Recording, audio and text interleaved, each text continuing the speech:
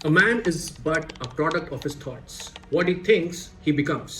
अब ये जो कोट्स बेस्ड क्वेश्चंस हैं वो काफी सारे एस्पिरेंट्स को डिफिकल्ट लगते हैं और ये जो क्वेश्चंस हैं वो आपके GS4 एथिक्स के पेपर में हमेशा से आते हैं और आते रहेंगे। ये 3 क्वेश्चंस होते हैं और ये 10 नंबर के होते हैं। So this means that quotes based questions are of 30 marks each year.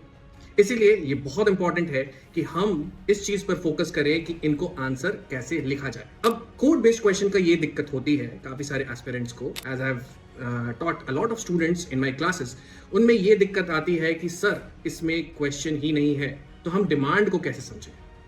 तो अगर मैं आपको एक गोल्डन रूल बताऊं, वो गोल्डन रूल ये है कि connect every quote to the topics in your syllabus.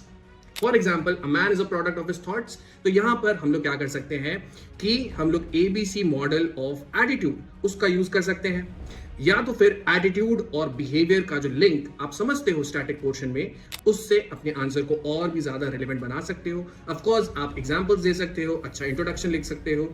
ये सारी चीजें आप अगर देखोगे तो टॉपर्स भी यही चीजों को यूज करते हैं। Of course apart from this बहुत सारे आंसर राइटिंग टेक्निक्स होते हैं जो कि कोट्स बेस्ड क्वेश्चंस में इफेक्टिव होते हैं, जैसे कि किस तरीके से उसको डीकंस्ट्रक्ट किया जाए, किस तरीके से एक अच्छा कोट, ऑल्टरनेटिव कोट हम लोग इंट्रोडक्शन या फिर कंक्लूजन में लिख सकते हैं, क्या हमें एंटीथेसिस उस कोट का लिखना चाहिए या नहीं लिखना चाहिए, किस तरीके के एग्जाम्पल्स हमारे लिए ज्यादा रेलिवेंट है, क्या जो कीवर्ड दिया हुआ है जो कोट में है उसको हमें और अच्छे से एक्सप्लेन करके डेफिनेशन के साथ एग्जाम्पल रेलिवेंट देना चाहिए या नहीं देना चाहिए। ठीक है, तो ये सारी चीजें हैं जो कि हम लोग आंसर राइटिंग टेक्निक्स में, जिसमें कि तमाम टॉपर कॉपीज जितने भी कोट्स हैं हम लोग देखेंगे और उसमें ब्रेनस्टॉर्म करेंगे कि इन कोट्स में किस तरीके के आंसर्स को ज्यादा मार्क्स मिलते हैं।